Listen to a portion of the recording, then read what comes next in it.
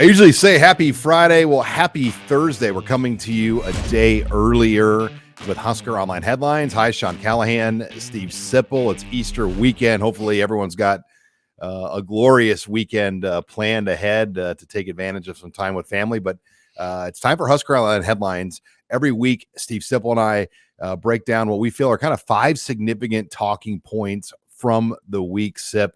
And I want to go first right with the offensive line because it's kind of been a big talking point really all week where Matt Rhule has somewhat tried to sprinkle some magic fairy dust that, hey, I'm going to make this offensive line better. We know what the metrics say the last 2 years. In fact, I had this in the 3-2-1 today. The last 2 years, Nebraska's offensive line has had the lowest pass protection grade on Pro Football Focus of all Power 5 teams. Yeah, it's interesting. I don't know that I'd characterize it as Matt Rhule trying to sprinkle belief, confidence. He's doing that, but he has said he doesn't think it was that bad. So I don't know. I mean the ratings. I don't know what he's seeing, what other people aren't seeing, but he has been consistent in saying that group isn't. It's a good group. That wasn't the problem. So it's interesting. It is interesting, and he really likes Bryce Benhart, which is he's made that clear. He made that clear today. In his session with reporters, said he's an NFL player. He said he's an NFL player, and I think he believes he has other. Newelly. I think he believes he has others on that line. Ben Scott, perhaps. Newelly, perhaps, and he said it publicly about Benhart. So, listen, if you think you got 3 guys up front that can play in the NFL, you should be pretty good up front. When we think if Teddy Prohaska gets back, we know what he can do. Mike, where does Turner Corcoran factor? And that seems to be kind of one that we don't have a great read on through 9 spring practices. You know, what's their kind of outlook for him as whether it's guard or tackle? Because we know what he came in ranked as, but he hasn't, one of the better moments of his career was that opening game at Rutgers when he started as a true freshman when Matt Sichterman declared early for the draft. And, we just haven't seen him progress. Yeah. I mean, we thought he'd be a tackle, or I thought he'd be a tackle anyway. And that if he would, if the season were to start tomorrow, I'm sure he'd be a guard, right? Your Teddy would probably be at a tackle, and Benhart would be at a tackle, and Corcoran would factor in at guard, or guess he can play center too. He's versatile. That should help. But I think Corcoran's got a very good chance to start. I just think it'll be a guard. And Ethan Piper, and we forget about Henry Lutovsky. They return a lot on this offensive line. Kind of, Sean. They're better off in the interior than they are the tackle spot. In that, okay, let's put it this way, Sean. Starting tackles, if they're Prohaska and Benhart, who's your third? I think you're moving Corcoran to tackle. If you need another one, right? Then I would ask you, who's after that? Because Nuri's played some tackle. Okay, then who's after that? I looked at it the other day. You can't come up with an answer. I mean, it's a little dicey in a sense, but in another sense, you could say, well, they can just move Corcoran or Nordine there. So. Yeah, Jacob Hood. Great frame, but just not ready. You're looking at him right here on this shot, the transfer. There's Ben Scott, the other addition. Ben Scott can play tackle, by the way. He played right tackle. Yeah, so they have some guys within their kind of first 6 or first 5 even that can play tackle. Look how lean Benhart is. And he's an old. Think about Benhart at 6'9" in high school. He had to stay at 285 pounds to wrestle. He looks like he's under 300. And, he won state. So those wrestlers, you remember Tanner Farmer, they could really shred up pretty quickly. They know how to lose weight for sure. I need to be a wrestler. Well, yeah. That's a whole nother story. But Rhule, like the headline says, and Sean, he's been doing this since December. He expresses confidence in that group, and when he does it, a lot of people are like, "Wait a second, what's going on?" But I think some of it is like you alluded to. There's a purpose. He said it today. Those guys, all they hear is, "Oh, the O-line's terrible. The O-line's terrible," and then if you hear that too often, maybe it becomes reality if you hear it too often. So he wants them to hear something else. Now, does he really believe it? I'd say to a certain extent he must. Just the value, though, of some of these transfers and additions on the O-line. I mean, Ben Scott, that's a huge addition. If they don't have Ben Scott right now, where is this line? Well, hold on. Walter Sure? Rouse. Now, wait a second. What? I mean, they have guys in the interior. I disagree with you a little bit on that, Sean. I disagree back because well, I think on. The loss of Cam Jurgens at center, I mean, they needed a better guy. They didn't have that last year. Well, I don't know if they got a better guy, first of all. Ben Scott's a proven starter. What, you think he's a second rounder right now? Well, I don't think he's Jurgens level, but I think he's better than what they had last year. Okay. They needed Ben Scott for the 2022 season as much as they need him for the 2023 They have season. interior. The reason I bit back a little bit is there's interior guys. I mean, they have them. They need guys that have played football. They need a tackle. And they had Walter Rouse. And that puts in perspective, like Shannon Terry, I was listening to him on a podcast this week, the value of a Rouse or even a Brandon Baker in the NIL and in the recruiting world, they're like gold. I mean, those guys don't come around. I know. No, and listen, getting Ben Scott's gigantic. It is. I just think you're better off right now at Nebraska in the interior. It would have been better to go get a tackle, but it's hard. Well, and Newelly, just not having him last year, what would he have done last year? I think Newelly's pretty good. He's pretty good. Think about this. Like, he could have come back to Norris for a senior year, or he could have played one more year of high school football, declared early because he's an international student, won a starting job at Colorado as State. A true freshman at Colorado State. Yeah. Only played 1 year of truly organized American football at that point. Yeah, he's a real deal. He'll be a starter here. All right, let's move on. Headline number 2. A little testy there, Sean. Hey, it's we're on our cut. We're hanging in there. Headline number 2: Thomas Fidone captures keen interest of Matt Rhule, and we heard Bob Wager as well talk about Fidone, but just that competitive chip on the shoulder. Yeah, that Council Bluffs, Iowa, Lewis Central, Max Duggan. Yeah, he's just got all of that. He's got a chip to him right now, and he's angry. I mean, this is a guy that wanted to be playing a lot of football the last 2 years, hasn't played any football other than a couple limited snaps during that 2021 season. Yeah, this has the potential to be something really special because we talk about this, Sean. We've talked about this over the years. You've seen plenty of guys that were talented, even as talented as Fidone, not necessarily at tight end, but at other positions, that this didn't have the drive. They didn't have the killer, the killer, and the want to. Fidone not only is awesomely talented, he has the it factor and he has the killer instinct. He wants badly to be good. Now, you just hope he stays injury free because it's all there. He's got the size. Rhule says he's making plays in 2-minute offense up the seam, just like you'd imagine. Like when you close your eyes and think about Thomas Fidone, what do you think of him running down the seam and making catches over smaller guys? So it's a beautiful picture, and you just hope it keeps going. And he's focused. He never was like caught up in his ranking. Yeah, he's not that type of guy. But you think about back to high school. I remember it was right before COVID kind of hit that January of 2020 when the coaches could go out. Like Jim Harbaugh went to his basketball game. Your radio co-host Bill Bush went to his basketball game for LSU. Is that right? Georgia had coaches there. I don't know if it was Kirby Smart, but maybe Todd Monken. But you had a lot of big name guys on Thomas Fidone, and he had the world at that moment, and it just.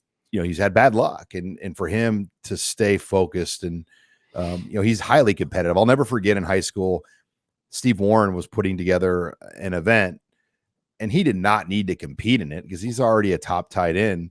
But he said, I wanted to compete in the event to show these other guys what you have to do to be the best. Wow. And that's how he's wired. It's exciting. You just wish you could fast forward to August to September, to early September, and see what that looks like, because I think it's going to look really good. Staying on the subject of tight ends, by the way, is it Arik, Arik, or Arik? Today I've heard like 4 different versions. Well, today Matt Rhule called him Eric, didn't he? Yeah, but MJ Sherman, who played with him at Georgia, at my St. Michael's event told the crowd he calls him a reek. Yeah. So I don't know, like, It's okay. I don't know Arik. Gilbert. Yeah. You know, he's a guy the waiver thing. I asked Rhule about that. Yeah, I'm glad you did. And what's going on with this waiver? I think he's going to get it. I mean, Georgia's going to sign off on it, and they're okay with it. I think they understand. I'm guessing Georgia didn't want him in the SEC, so they're glad to sign off on a waiver to Nebraska. If he was transferring to Florida, I'm sure somewhere else in the SEC, that might be a little bit different conversation. But Matt Rhule is behind this kid, and this waiver process. You know how that goes. We'll find out probably in the late spring or June. But I would expect he gets it. No questions asked. Oh, I don't know. I mean, I hope so. I mean, Matt Rhule, I heard you asked the question. I heard his answer. I didn't quite hear it that way, that it's a done deal. He said if he doesn't, it's a process. Yeah, it's a process. And he said if he doesn't get it, what he said that was most interesting was if he doesn't get it, he'll either train to play with us next year or go to the NFL. I mean, he did invoke the NFL in the conversation. So what's that?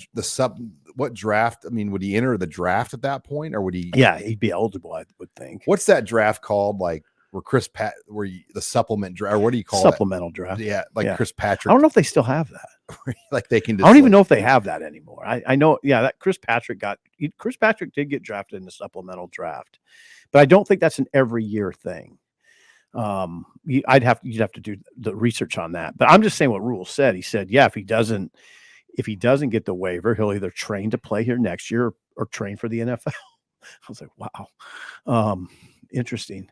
But the bottom line is the tight end position should be a strong part of the offense, probably the second strongest part behind the running backs.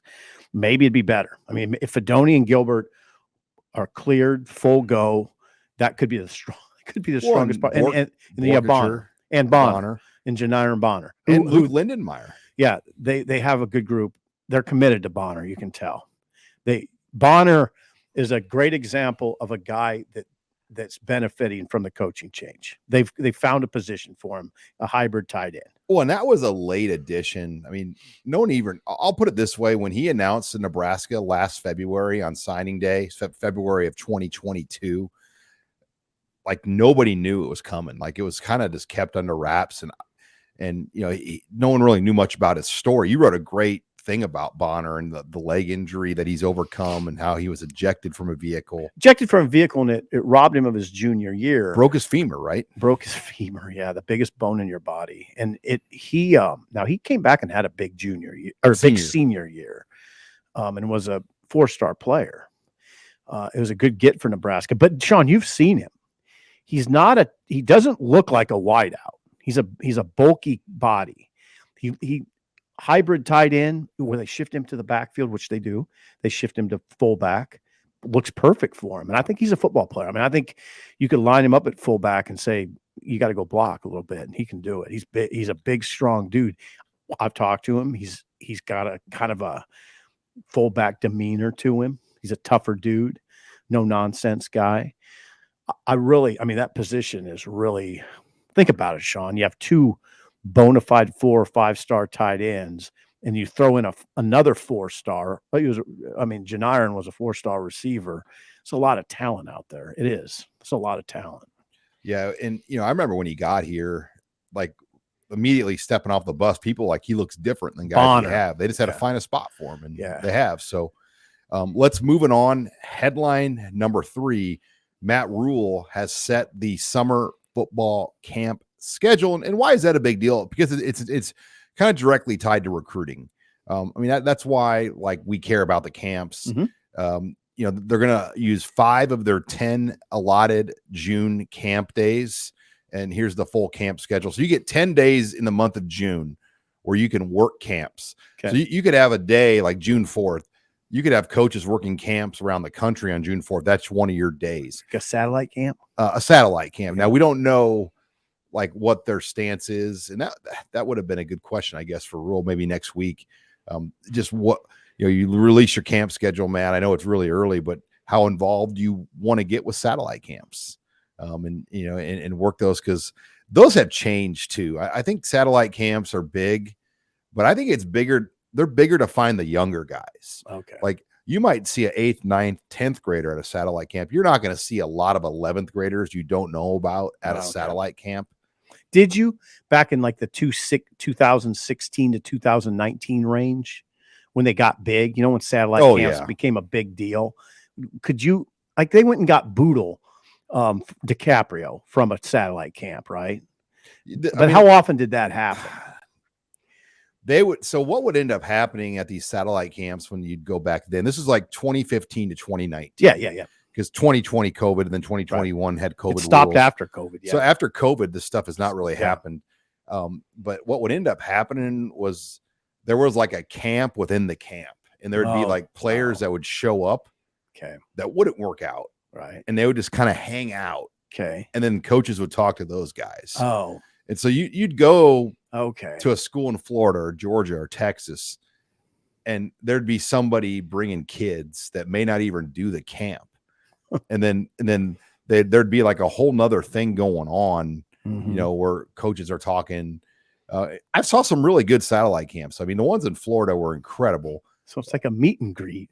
Like Butch Davis, the old Miami Hurricanes coach, was the coach of Florida International. And some of the talent that rolled into the FIU satellite camp, it was incredible. But the problem was he wouldn't give one of the Adidas coaches there, all the coaches there from Adidas schools, they wouldn't give them rosters.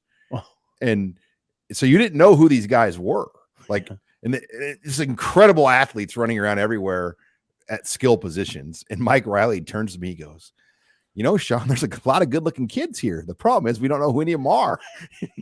And there'd be some coaches literally got to go ask, like some coaches from like Kansas. It was the David Beatty staff. I think his name was Doug Meacham. He's like a quarterback. Sounds right. He was sprinting around because on the directive of his head coach, go get that kid's name. And they'd write the guy's name down. Go get that kid's name. They run in and get the guys. So they're all a little bit different. Fascinating. Lane Kiffin ran good ones at, Lane Kiffin would just kind of walk in, walk out, but he'd have a good camp. Yeah. Wasn't he like behind a rope? You couldn't even talk to him, right? He would come back and he'd hold a press session at it, but he wasn't as directly involved at those camps. But that was an interesting time. I'll be curious what Rhule does. The big satellite camp is that one in Lindenwood, the mega camp. And as of today, Nebraska is not listed on their teams attending. Now that could change. Okay. But that's kind of the epicenter of satellite camps. The one thing I noticed about the camp schedule is no team camp, no 7-on-7 this year at Nebraska. No team camp at Nebraska, no 7-on-7. And I'm okay with the no team camp. I felt like that was a huge commitment to use 2 or 3 of your camp days for a team camp. You only get 10 of them. Mm-hmm. The 7-on-7 is one I would like to have seen them slide that in on a Sunday. How we did, because a lot of good teams and kids would come to those team camps. Yeah, I enjoyed watching that. Who's that Omaha North, that little Omaha North quarterback? Sebastian Circo's got offers. Oh, Malachi Coleman. Yeah, it was fun to watch that. Yeah, Malachi was great. Jalen Lloyd. Yeah, we talked. There was talent. There was definitely talent. So that's the one I wish they would still do. Like, figure out a way to work it in, but it does require a lot of field space. Yeah. You got to use all your fields. Yep. They were playing in the Cook Pavilion and Memorial Stadium. God, they were in the Hawks. Yeah. But that one I always liked. There's only one Friday Night Lights camp, June 16th. June 16th is a big night. We've seen Friday Night Lights where they've done 1, 2, or 3. They're just going to do one. So that you got to figure that's going to be the one they're going to filter a lot of action to. Okay. There'll probably be some decent players there. And what I used to like about Friday Night Lights was you'd go there, and that's always the recruiting weekends. So they'd have all the recruits coming in that are there, and you get to see those guys just kind of hanging out. You get to see also the new players when they had arrived at campus. A lot of times, the first time you'd see the newcomers that joined Nebraska was at Friday Night Lights. So then the other camps are more traditional. And Rhule has said this, Sip, that he wants his camps to be elite instruction. They're not just going to be car wash camps.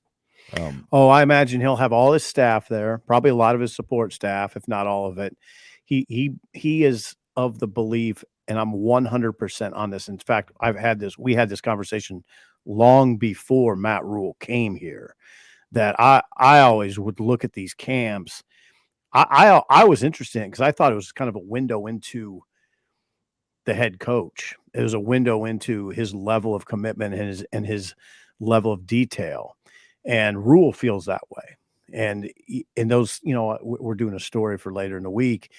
I talked to some coaches, his spring coaches clinic. I mean, they just can't say enough about the level of detail and how all his staff's there. Rhule was there. Sean, you've been to camps probably where head coaches just pop in, maybe a few minutes. They carve out a window. Yeah, and then they leave. That one, I don't think that'll ever be Rhule. I don't think Rhule will ever do that. And I'm not really even critical of coaches that do that. It's a better look though when they hang around and are one of the Every people. place is different. This is one of those places where I think the head coach, it makes more sense at a place like Nebraska, right? Well, and like the youth camps, like those don't count as your 10 camp days, but you got to figure those 3rd through 8th grade days. I mean, Rhule's going to be all over that. Hey, you know what it comes down to, Sean? They got a coach here that's treating Nebraska like it should be treated in terms of, I've always regarded this as a big time enterprise. Nebraska should be treated as such by the head coach. And I don't feel like there's a few head coaches that have come in here that it didn't seem like that to me. It seemed like it was getting pulled back into the crowd a little bit. This should be like the New York Yankees. Well, or the Dodgers. You think about, I'll say the Dodgers for you. You know what I'm saying? It should be that sort of that organization. So we talked to Bob Wager today, the new tight ends coach, and just the amount of media around him. You could even tell he was kind of like taken aback. There was like 50 people interviewing the tight ends coach I know. On April 6th. Yeah. And he on April 6th. And he said, he goes, first of all, thank you everyone for your interest. Yeah. You'll never have a problem with that here. I don't think. This is a guy that coached high level Dallas high school football in Arlington and won state championships, played for many, many state championships. And he's like, whoa. Well, we do talk about this sometimes, but it's worth reiterating, I think, every now and then. Few programs have as much media coverage as this. Like when I say few, I mean maybe one other, two. Maybe Ohio State, maybe Alabama. Maybe. Yeah. That probably. Well, we had put it in perspective. At Oklahoma this year or 2 years ago when we went down to Norman, there were more Nebraska media in the press box than Oklahoma media in their own press. So that's box. A pretty good example. I do the radio show with Bush, and I've asked him about it, like how many people would go to practice at LSU if they let him in. He said 15 to 20. Well, that's about a third or a fourth of what shows up at a Nebraska practice. That's LSU. Okay. It's not small potatoes. So I'd like to talk about that so people understand how big this media core is here. Still, even after, this team hasn't been to a bowl game since 2016. That was one of the, back to those satellite camps and stuff. That's one of the reasons why I used to like to go on those deals, because you'd get away from 50 people. It'd just be you by yourself with all the coaches for a week. And that's refreshing. You go out to restaurants with the coaches and visit with other coaches from other schools. I mean, that's why you do this job, just to truly get a feel for it. When you cover the team day to day, sometimes it's hard to have a good feel because there's just so many people. But yeah, you get away from it in a setting like that. You've told me about that. You get a different kind of feel for it. All right, let's go on to headline number 4. I Buschini's importance cannot be stressed enough. He's an NFL guy. We talked with special teams coordinator Ed Foley, who's fresh from the NFL himself. And I don't know if it was you or somebody else kind of tried to ask if there was a competition at punter, and there's not. He tried to kind of go that direction. Then he's like, no, there's really not. That's a good portrayal. He said he was fair to Jacob Hull. Jacob Hull, you know that name? He's a backup punter. He punted at Southwest. Yeah. And he punted at Nebraska Wesleyan too. And he said, well, what the bottom line is, this is what Foley said. I Buschini's punting to get in the NFL, and Jacob Hull's trying to become a college punter. There's a gap. No surprise. I mean, I asked just to sort of get that sort of answer, just to hear a coach really emphasize how far Buschini is ahead.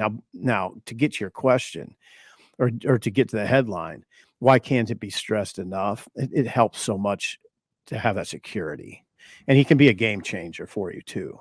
And he's got a great, what else, Sean? He's got a great demeanor. He's not one of those he's not in his head. He's not a guy that you can't go up to in a game because he's freaking out. He's a leader too. Yeah, he's a leader. He's a level-headed guy. He's a veteran. He's a grown man. He's married. He has a house. It's just he's really good security, but he also can change the game. Well, I mean, little things like he's wearing number 18 this year to honor Brooke Berringer. Mhm. It's kind of almost scary. He kind of looks like Brooke Berringer. Kind of does. I mean, he kind of does. Kind of. There was a side-by-side. That's a little bit of a stretch. Well, the World Herald did a side-by-side on their social media channel of Brooke and him up and down, and they looked alike. I was like, whoa, like, but just for him to even he wasn't even probably alive when Brooke Berringer was playing at Nebraska. Probably not.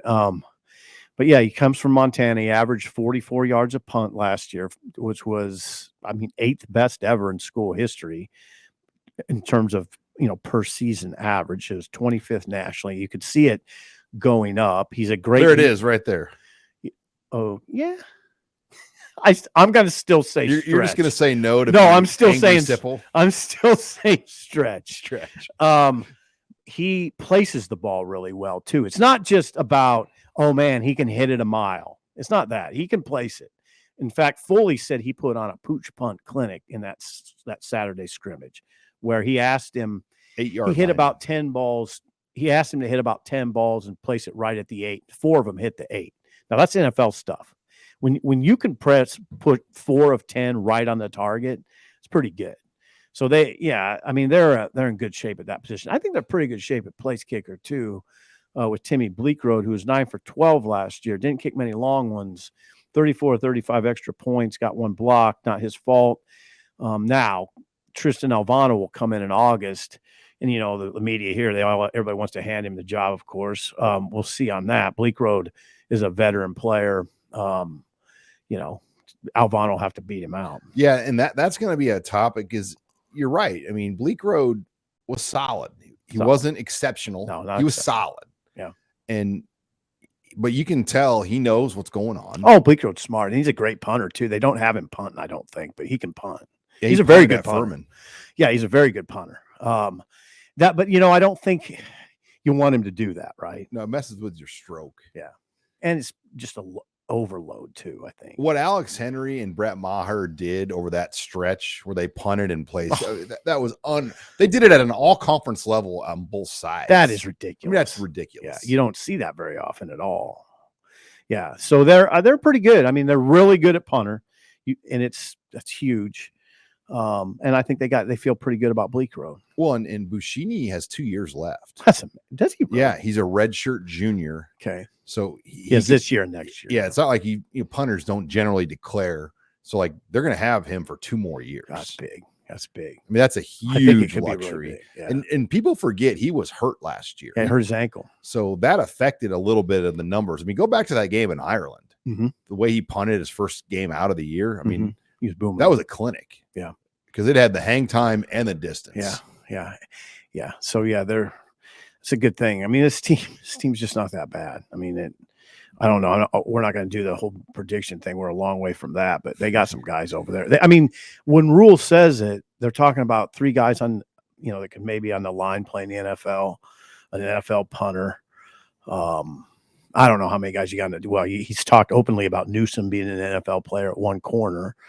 You think Hartzog's trending in that direction. Miles Farmer.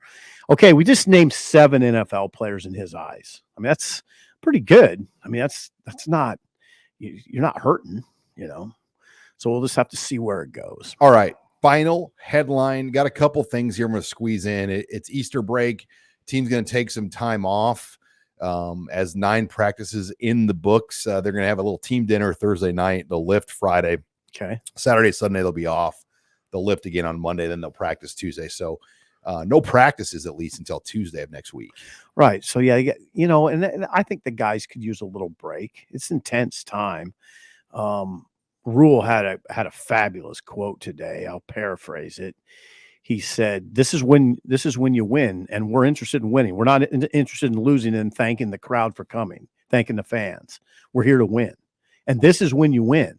He said, you don't win in the fall. I mean, you technically win games in the fall, but this is when you nail it down. You got to get a lot nailed down to win it. You got to get a lot nailed down now to win in the fall. We don't see spring practices, very much of them. But it's an intense period. That practice, I talked to coaches that were there last week. It was intense. The Saturday scrimmage. It's intense. It has to be.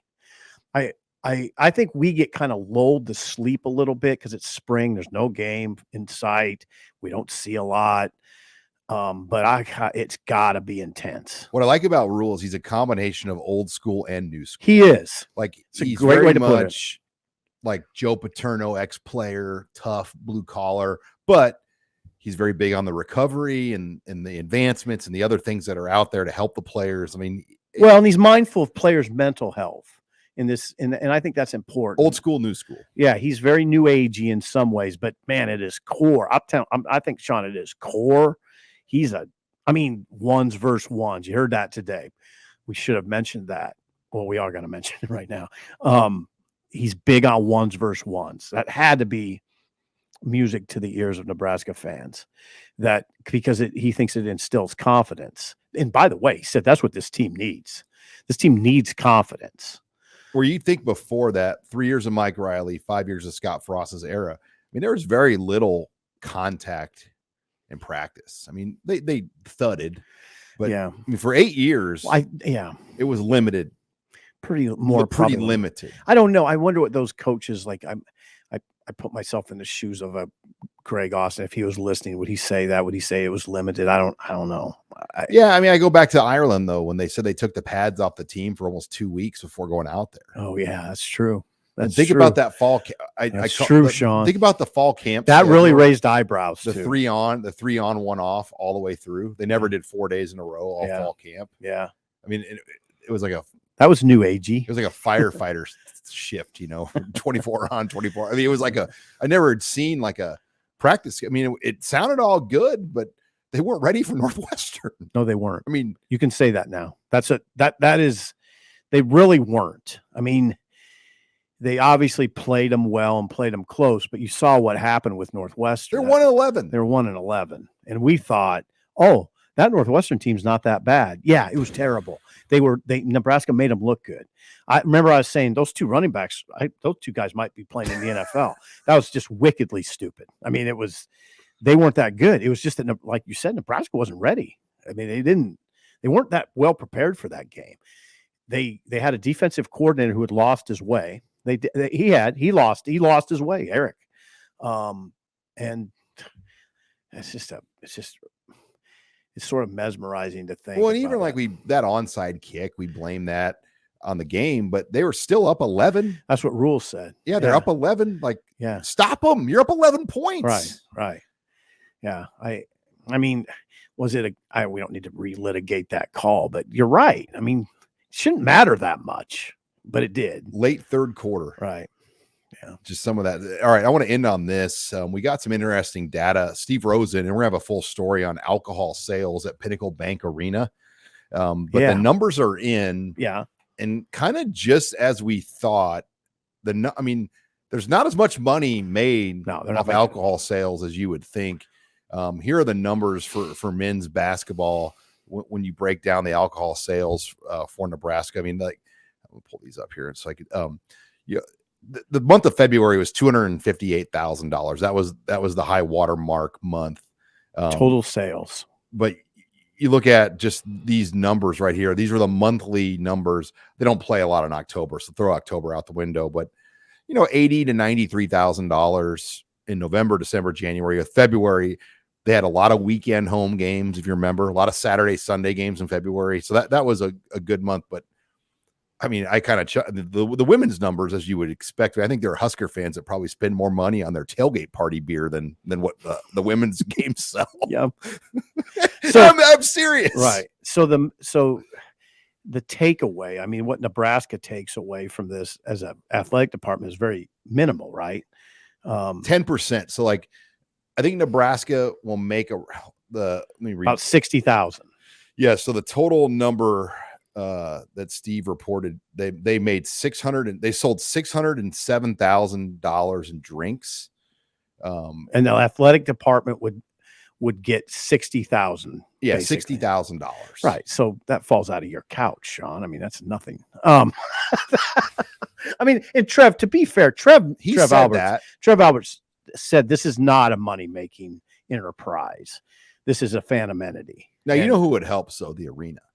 Yeah. Like in their margins next door to our office here, they're tight. I mean, $550,000 for the arena. Yeah. That's a big bump for them. That's that's $550,000 they didn't have before. Okay. Yeah. So it's a bigger, it's a significantly bigger bump for them than Nebraska. It's not really even it's just a little anthill for Nebraska, 60,000. Seriously. It might cover the toilet paper for the building for the year or something small. It's not, I mean, but I think it's more like Trev Alberts and Doug Ewald and their team saying, like, we're trying to offer the best fan experience. And the most important stat that Steve reported, and this will be in Saturday's story, there was not one incident that involved police. Is that right? With alcohol sales. Yeah. You never, Sean, think about all the years, the buildup to that alcohol sales at Nebraska sporting events and how often it was discussed on off-season radio shows. Topic every year, guys yelling about it. It's just really not that big a deal. It really isn't. I'm still of the belief, though, Memorial Stadium today is not set up for it. Okay, not set up for it. But they can do it, but like I sat in the south end zone. There's no bathrooms in the south end zone. Like you have to go all the way there. I sat in row 88 as a kid. Yeah. And you go all the way down like ramps. Like is it still that way? Yes. Really? There's no concourse to the south. So you have to go all the way down to the ground level to use the restroom. I'm not a man of the people. I don't sit in the stands. I haven't. I did, when I was 12. Row 88, section 16A, seats 5 and 6. My dad still has those 2 tickets, but he sits over on that upper east balcony now. He's kind of a man of the people. Hey, Sean, it's the apparatus isn't there, but I mean, trying to sell to me that there's just going to be a lot of problems in the state. Come on.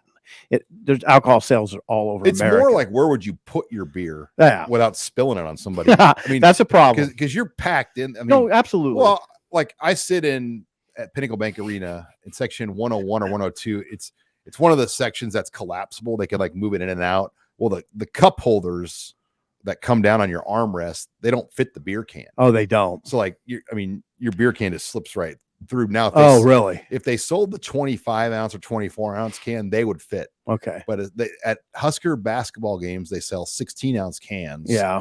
For concerts, they sell 25 ounce cans. Okay.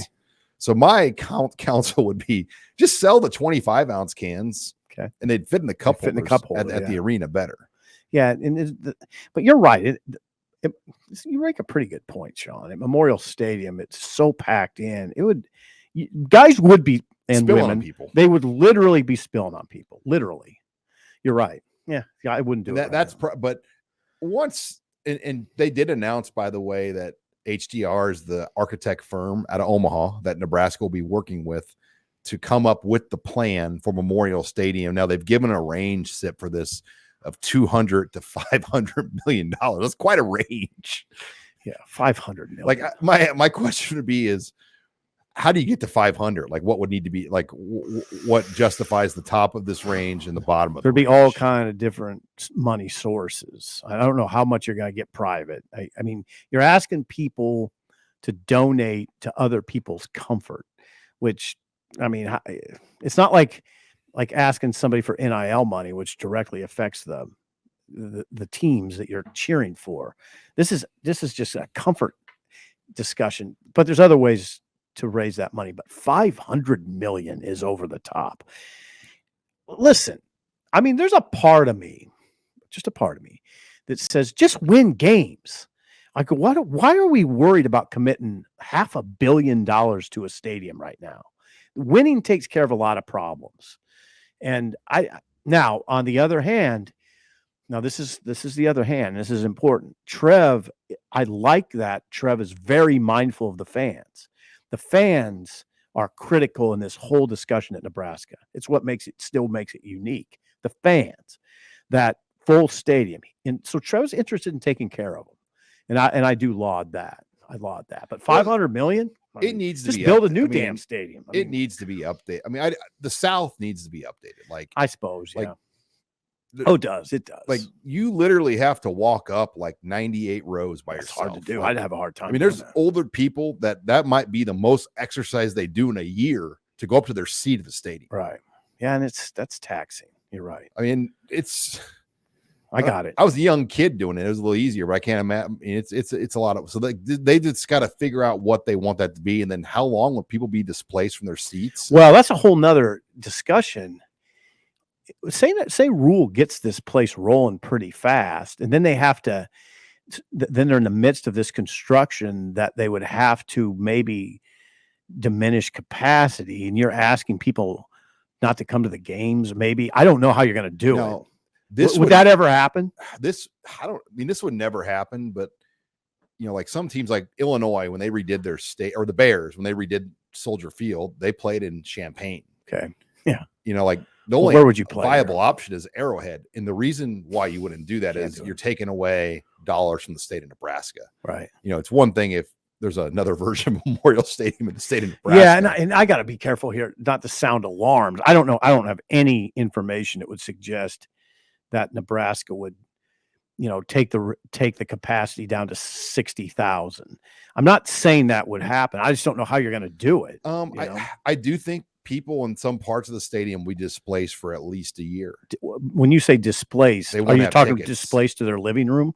They won't have tickets in their seats. Like they won't be able to get in the stadium. And who knows what the plan? Maybe they'll shrink some student capacity. Who knows? I mean, I don't know, but that could get very controversial, especially if the program's rolling and people want to be in there watching Nebraska play Michigan, for instance. Well, think about 2011, where the program is at. There was a massive wait list for season tickets when Nebraska entered the Big Ten. Yeah, this doesn't seem like and that was 92,000 in the stadium. It doesn't seem like a pertinent discussion maybe right now because it's a little far off, but it'll get pertinent. When you start telling people they can't come to the game, if that happens, see, that's where an AD makes his money, because you get some angry people. Well, Trev dealt with it already on that east balcony when they converted it to club seats, the original balcony. Yeah.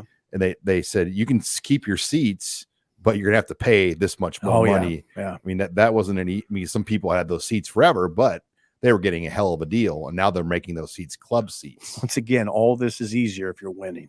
Yeah, it is. Right now, it's not easy. Except, people are going to want those tickets.